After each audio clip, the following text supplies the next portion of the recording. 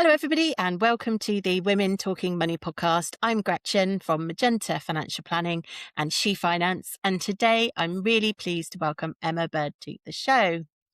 Emma is an executive director and financial planner with a career that's grown from working in mortgages through to qualifying as a financial advisor and becoming co-owner of the business through a management buyout. Her day-to-day work is all about helping clients improve their lives through clear, personalised financial advice and planning. Alongside working with clients, Emma is passionate about growing the business and raising its profile, finding creative and practical ways to get the name out there and connect with more people. She brings a thoughtful, real-world perspective to the conversations around money. So she's perfect for this podcast. So Emma, welcome, and thank you so much for joining me today. Thank you so much for having me on. I'm excited.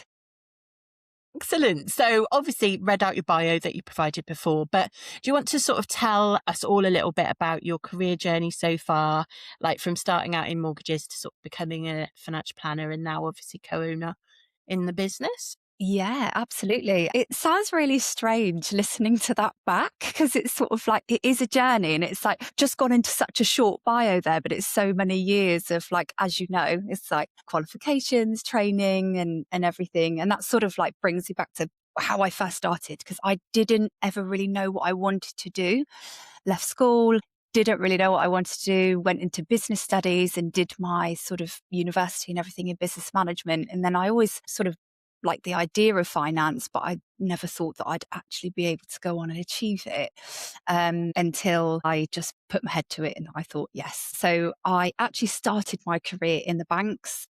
Learned so much there, as many of us do, but was going down more of a management side, which I didn't really like because I wanted to know more about finance. And then I found Hansford Bell, and I had my university qualifications, but I didn't have anything else. So I came for a job here as a mortgage advisor with no qualifications at all, and they obviously liked me and was like, come on board, learn as you go along.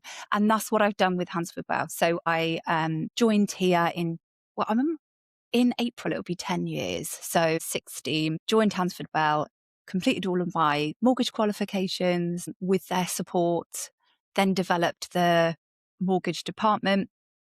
And then after that, I sort of got another itch to be like, I want a little bit more from it now. And there were so many financial planners that you do get close to in work. And I was always so interested in that side of the business. So again, completed all of my qualifications and then became a financial planner. And then soonish after that, in 2021, we were given the opportunity. So myself and two others were given the opportunity to buy in to the company. And I just thought, wow, when you just have that sort of wow, pinch me moment, is this really happening? But it did. I sort of grabbed it with both hands. And not only has it thrown me into financial planning more, but it's also thrown me into that you're a business owner. You've really got to dig in deep. So you've got so many different hats and so many different plates to spin, but it's great. I love it. I have the best team and we all get on so well. And yeah, I'm really lucky. So, and I appreciate that not everybody can land on their feet like I feel I have. But yeah, and from a personal point, I have a young son. He's 2, so I'm running around after him a lot. I have a husband who works away in the military as well. So there's a lot of plate spinning in business and in personal life, but I wouldn't have it any other way. So it's good. Wow. Feels like people are going to be listening thinking Emma is highly motivated. You've got me on a good day today, Gretchen. So I'm not like this every day, trust me. Excellent. Well, thanks for sharing that. It's really interesting, isn't it, how these things come up and grabbing that opportunity, like with both hands and going, I'm not quite sure. I don't really know what I'll be doing, but I'm going to try is, very often the recipe of success, I think. I think so as well. And it's just sometimes you've just got to really go for it. You've got to take the risk and you're not going to land on your feet every time. But it's better to have tried and not succeeded than to never try at all. I have that Mentos within me. Yeah. So we are here, normally you're talking to clients about money, but today we're just talking about money. So I want to know what's your earliest memory of money and how do you think maybe it shaped your attitude to, money as you were growing up? Yeah. I loved really thinking about these questions as well. And I did have to rack my brain about my earliest memory because I did want to try and make it as pure as I possibly could. So you'll have to bear with me on this story because it's not probably one that you've heard before, but I'll paint the picture. And it starts with a village fete and a tombola. So essentially, I was about 8 or 9. I'd saved up all of my money. So little odd jobs that I'd been doing around the house, birthday, Christmases, the usual sort of pocket money that you get and you save up as a young child. And I've worked really hard, and all my family used to joke about me and say that I'll spend other people's money, but I'll always save my own. So I was so keen on just having this little pot and watching it grow. And it was cash, sort of like pounds and things like that. So you could physically watch the pot get bigger. And I went to a village fete and I saw a tombola in the corner of this village fete, and within an afternoon, I'd blown it all, every single penny. And the only thing I had to show for it was a bar of soap and a couple of really bad rubbish ornaments that nobody would want. And I remember that feeling so vividly of just, I was gutted. I was absolutely gutted because all of this money that I had taken so long to save and scurry away, it had just gone. I mean, sounds dramatic. And for me, as a 8, 9-year-old girl, it really was. It's It's like funny your now. first experience of gambling there, really. I know. So actually, very early on, I learned that gambling is not good. It's not good for me. But it also taught me that actually it's all well and good to save money. When you come to that point of actually spending it, there needs to be an element of planning involved to know what you want that money to go on.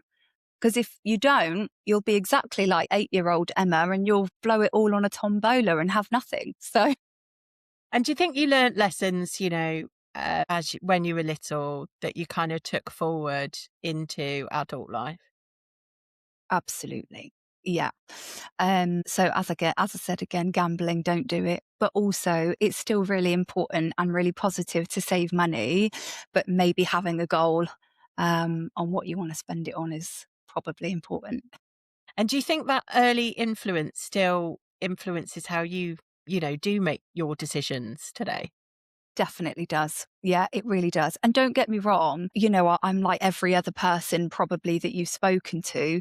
Yes, there is an element of planning within me now, but there is also a fun side. And if I see something and I think, yeah, then I'll do it. It isn't all about just sort of like drilling down, but it's a balance. So you've got to have that balance of fun and you've got to be able to work, to be able to enjoy life because that's what we all do and try not to get too bogged down and sort of like the day-to-day grind because that's also very easy to do. But then you're doing that to secure a future. So yeah, for me personally, it's very much I get money coming in and it gets separated into sort of pots into that's for future. This is for sort of the here and now. Hmm. I'm quite interested to talk a little bit about the fact that for so many people, well, almost all of us, I'm sure, have money worries or moments of like self doubt when we think about, our career and our money and what we're doing. Can you think of like one maybe money worry or experience that has been difficult that sort of has shaped the way you approach your kind of financial choices now? Yeah, absolutely. So I think for me personally, and I wouldn't be surprised if I'm not the only one here, and I hope I'm not, um, the biggest financial worry is vulnerability for me. Not in a massive dramatic way at all. It's just that underlying of what's going to happen if this happens. Am I financially okay if that happens?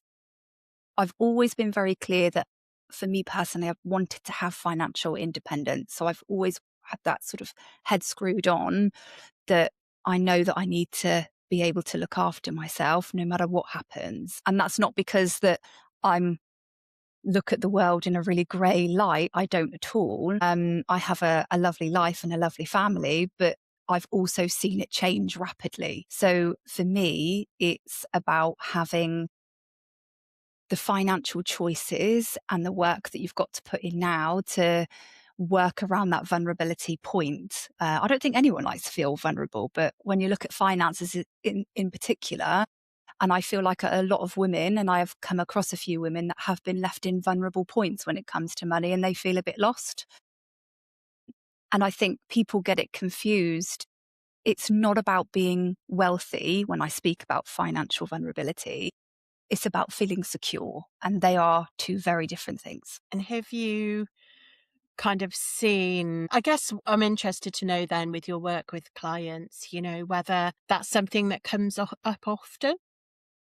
Yeah, it really does. And it may not be an automatic sign of like, there's vulnerability here and this has happened. So, for example, a breakup or a death. Yes, we absolutely see that. And it's really awful to see the remaining spouse or the one that's sort of left to have that vulnerability within. That's awful. But you do see it quite often where actually everything is fine. And the the women in particular just be like, well, I don't deal with it. It's my husband, or just sort of like brush it away. And I just think it makes me worried for them. And I wish that there was a lot more people like you, Gretchen, that are sort of waving the flag for us women and education around it and to make us become stronger so that if things do go wrong, we're actually okay. Yeah, and it's come up a couple of times in the podcast where, the reality is, if we're talking about the generation that we're in now and the generation, beneath me, so any, not the boomers, but Mm-mm. everyone underneath, we'd like to think that we are absolutely more independent. It doesn't mean that we're like completely independent in our relationships, but have more of a sense of what's going on and more aware. But actually, to maintain that, then when you combine finances, when you start a relationship, and when you know I spoke to a divorce lawyer and she said something like, we get married. We wouldn't go into business with someone without discussing all our finances, but we get married without signing any contracts in that regard. Think about your MBO. There's no way that the three of you went into that without checking all the legalities and what was going to happen if something happened. But yet we do that with our personal lives and our own security. The one thing that I just think is so important is that we might start out knowing everything, but then 20 years down the line, have we slipped into that traditional, you do that, I do this role, and still, then suddenly we haven't been talking about the money as much. Might start out really well, but then other things come up and, children come along and lives develop. But when are we like refocusing on that? And I think that's so important. You're absolutely right. And I think life gets busy as well. So, and I always find that finances for the majority of people is very much right. Where's the sand? I'm burying my head in it and I'll deal with it when I absolutely have to. But it shouldn't be like that at all. It should be an open conversation. But I do appreciate that not everybody feels comfortable in doing that as well. But it is about, like I say, having those good intentions, but also keeping them going along the way. And that's why financial planning in itself is perfect for that because it keeps that conversation going. It's also so important that, because I'm sure you may also have experience where I've got experience of actually, you're talking to, say, 55-year-olds, 60-year-olds, like who are heading into kind of thinking, how's retirement going to look? But actually, if you've been the opposite and had completely separate finances up until that point, combining retirement lifestyle where maybe someone might have a better pension, or someone might, suddenly actually requires quite often joint financial planning, when you could have actually had completely separate, like my salary's mine, your salary's yours, but actually I've come across it where I've gone, but that's not really going to work in retirement because one of you's got a much larger kind of input into that. So I think just have it, as you say, open dialogue is so important. Yeah, absolutely. It's key. And I think it's key with everything, isn't it? Just having that open flow of communication. Mm. And that's not just around financial planning, and it's around everything. Everything in life would be so much easier if communication was a little bit more open, but we're all learning. Indeed. In a life where we're all on our phone all the time, I think I that's know. becoming more of a challenge. Yeah, it is. What about, I want to ask about So one of the things that came up when I first sort of started writing the She Finance workbook that, this podcast came first and then I wrote the book. And one of the things that came up is that I wanted to cover off like the gender pay gap, pension gap, and how that actually does impact women. Many people that I talk to actually, they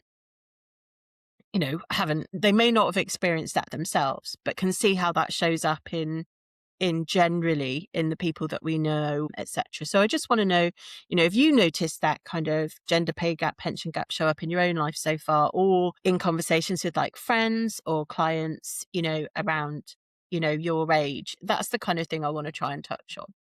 Yeah. So there is definitely a gap, but it's there. No matter how many times you sort of look around it, it's definitely there. So with me and my friends, I'm sort of quite lucky in the respect that we all work extremely hard. We've all got our sort of, and that's not that nobody works hard, everybody works hard, but it's more from a career point of view. But then Yes, I have yes, yeah. also who are the pay gap, that gap is a lot smaller than what it is for my friends who have gone family driven first over career. And I feel like it is a shame that if women choose to go down the family route, they are then penalised for that. And then that only comes to light because, as you can imagine, mothers, families with with children, the last thing you're really thinking about is, how much am I getting paid, or is my pension being topped up enough? Because you're just in it. You're in that sort of absolutely can't see the trees against the fog. I'm not sure if I said that right or not, I but don't know. Yeah, I know what you mean. I don't know. I always say those wrong. Yeah, they're not priority decisions, are they? At that stage, they're actually a decision that you're making at the moment, in that split second, or the time when you're making that decision, actually impacts you so much further down the line that you're That's not it. thinking about it as much. You're not. And then it sort of gets to a point where it's almost too late. But the stats around the pension gap are, I think, like by the time you're 60, the pension gap's 50%, close to 50%, and when you're 30, it's about 20% anyway. Yeah. You've sort So of, it's already got to that stage before, like, you've probably even had kids, most people. yeah, absolutely. So you're already on a back foot, which isn't fair at all because both men and women work extremely hard, and they deserve to receive the same outcomes in life as well. It just seems so bizarre. But there are things that are now being advocated, like yourself, Gretchen, and I've listened to a couple of your podcasts. I think the women that you have on here are great, and they are all very much waving the same flag. So the more and more we're having these conversations, the more and more people are doing, and hopefully in time the gap will close. I don't think it's going to be an overnight situation. It has been going on for long enough, and but I I think, think yeah, that the auto enrolment pension in the UK has made some difference, but I also am, because of the type of people that I speak to as well, where that we are got more women being self-employed than ever before, people setting up businesses, and actually that pension thing then isn't an automatic. It's something that you need to consciously think about and think about how you're going to contribute from your business. And I think actually, we'd all be better off if things were more even when it comes to the end result, because we can do better. As as a financial planner, we can do better tax planning if everything's more even and not all in someone's name.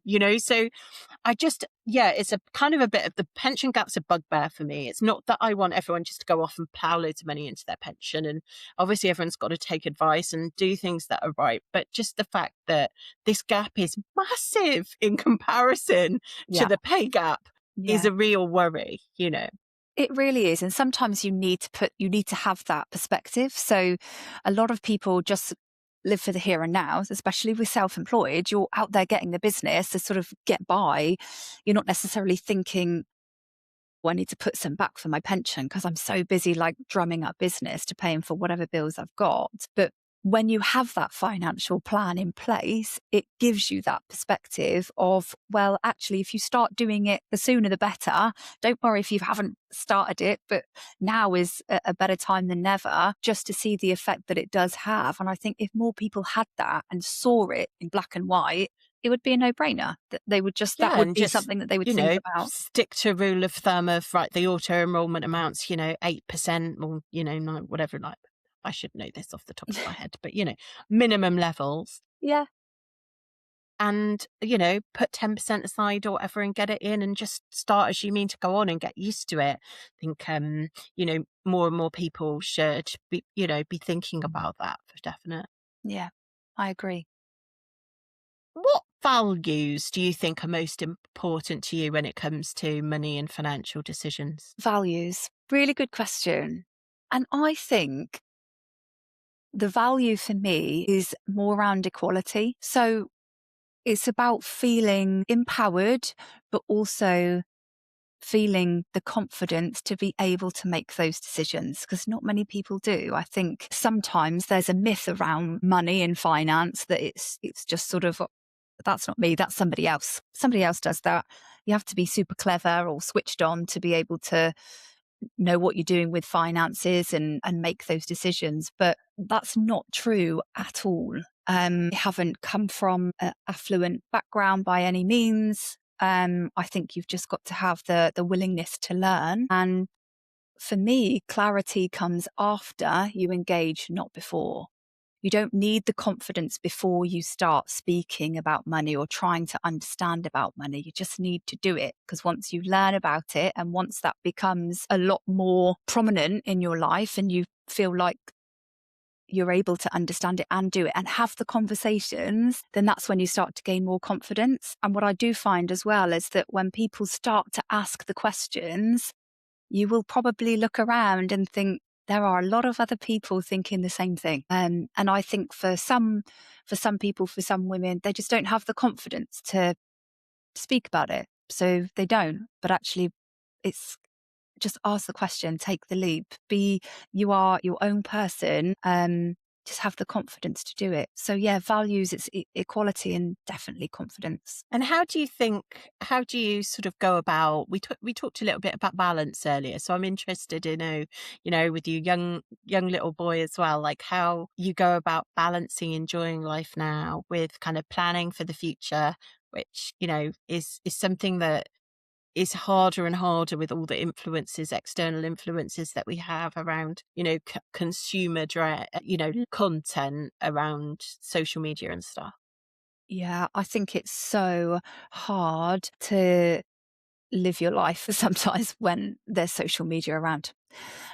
Social media is great, it really is, but it also can be your worst enemy when you're sat doom scrolling about what everybody else is doing and how much of a fantastic time and fantastic life they're living, and they're here, there, and everywhere. But in reality, that's not the case. Like I said earlier, you've got me on a good day. I'm I'm happy, but running financial planning clients, trying to grow the business, and also having a family, it is really hard work. And it doesn't help sometimes when I'm looking at social media and thinking, how do they all fit it in? Well, the fact is, you don't. You don't have to fit it all in. You can have everything that you want. That's fine. But just when you're looking at social media and things like that, it's all there straight away. Actually, matter of fact, that social media video may have taken that individual months to actually make, years even, and they've just edited it down so it's a 30-second clip, and people just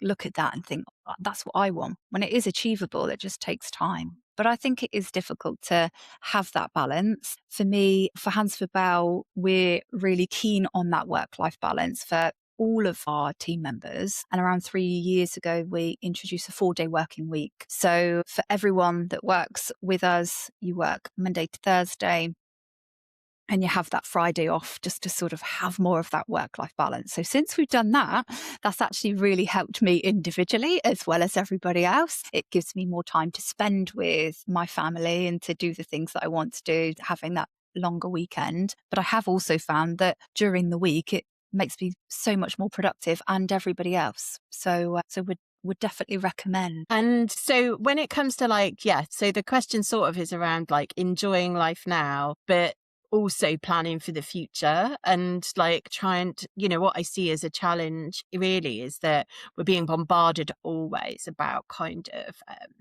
investing in the trip, living life for today. And that definitely has gotten like more prevalent since COVID and everything that we've lived through with that. And we know that as financial planners, it's so important to also be investing in your future self and thinking what the hell's going to go on if I do manage to live like this long, beautiful life. So sort of how are you managing to juggle that? Do you know what? It's sort of having your own financial plan, isn't it? It's sort of trying to know what life you want to live in the future. Bearing in mind, that's difficult to know day to day sometimes what I really want to do and in life, let alone when I retire, and God knows when that will be. Yeah. But I think a lot of it is around managing what you've got now. You've got to know and have that plan of what you want to do. You don't necessarily need to sort of put any timelines to it, but also understanding that it's about what you're doing now and how you're arranging your finances. The impact that you do now, you may not see straight away, but you will see it in the future. But you've got to have that plan in place to know actually what you want to do. It's really difficult. Even me personally, I struggle to find the balance all the time, especially with work and everything. I think everybody feels the same way, but it's I that. should just say to everyone listening, because, I ask this question a lot, and it doesn't mean that, like, I've got it sorted, by the way, like, in any way. And I think, people think, oh, they're financial planners, they must have it all. Like, no, we've still got the same challenges. We're still, hitting that buy button at 10 o'clock at night after a couple of glasses of wine. And we're still doing all those things because that's life and that's people and you're all human. But it's like it's about just resetting, going, hang on, does this really help me with my overall kind of plan for this year, next year, 5 years, 10 years, and just thinking forward a bit, isn't it? Yeah, yeah, absolutely. And also, don't give yourself too much of a hard time about it either. And you're absolutely right.